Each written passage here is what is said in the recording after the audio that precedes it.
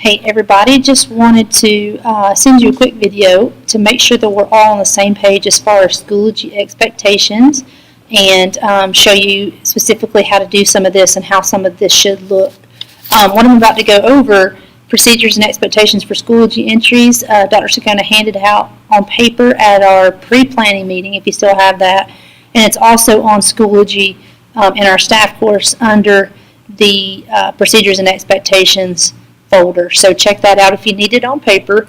But I just want to show you on video exactly how that should look. So for our calendar entries, there's the specific way that Dr. Sakona would like those to be entered in so that it looks very clean and organized when students go in to look at their daily expectations, and also when parents go in to see what's going on in a particular teacher's class for that day. So for a calendar, you're going to click on calendar. These should be updated every day. They should not be like repeat entries, so you want it to be specific to what you're doing in class on that day. Also, a side note, your calendars for your regular classes and your advanced content classes should be different. They should show some differentiation in there as far as what you're doing differently between each class. Now, if I want to put a calendar entry for today, I'm going to hit the plus sign. And the title is very important because we want it to be a standard title school-wide. So you're going to put in your last name, underscore, and your subject. Okay, so that will be specific to you, but should look like this in this format. Okay, so everybody's title should look like that. Now, as far as the requirements for each entry, this is for students and parents to see. So this needs to be like a topic. You need to have your topic, European map, political maps. We'll just say that. That's what we're covering today.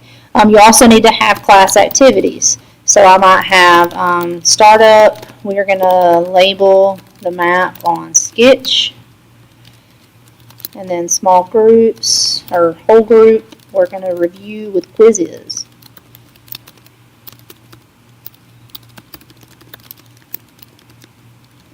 And then we are going to individually take a quiz on political maps on Schoology.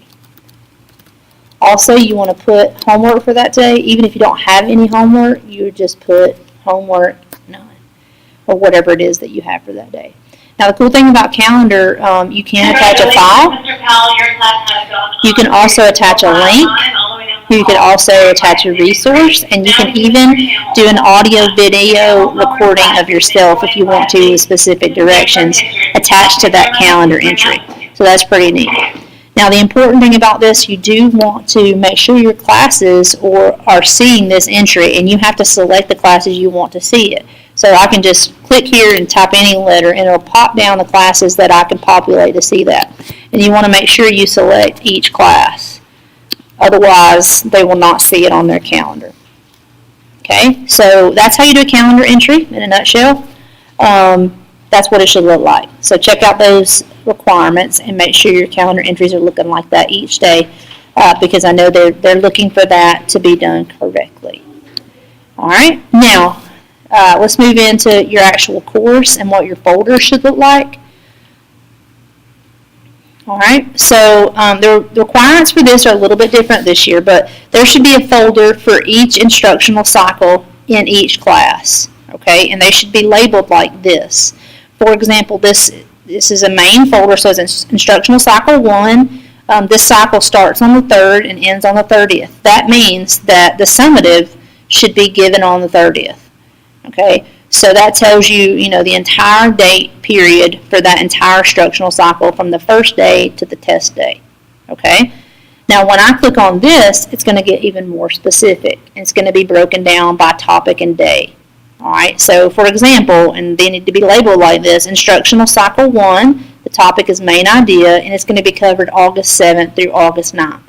Those are the specific days and topic, and you can see they're all uniformly labeled within that folder. Okay, this makes it easier for parents to say, okay, my student was out on August 8th, so I need to click on this folder to find out exactly what was done. Okay, So within that folder, it gets even more specific. This is where you put all your resources. So Instructional Cycle 1 Main Idea, August 7th through 9th. I'm going to click on that, and you will see all the resources for those 2 or 3 days of class. So I've got my PowerPoints, I've got the assignments, different PDFs. I've got a link that they're going to do, and you'll see that all within that class. Okay? So again, let's go back to just the main course and walk through how this is done. So again, this folder shows the entire cycle from the first day to the test day.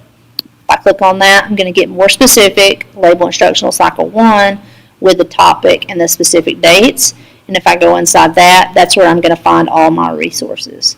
So if we can all uniformly label our calendar and keep our folders labeled as Dr. Sagana has requested, this should make it pretty easy for parents to get used to the way teachers are doing this and be able to find what they need if they're looking for what they need to reinforce with their kid. But most importantly, it makes it uniform for the kids and they know what to expect from each class. So if you have any questions about this or need help getting this set up, just shoot me an email and I'll come down and we'll get that done.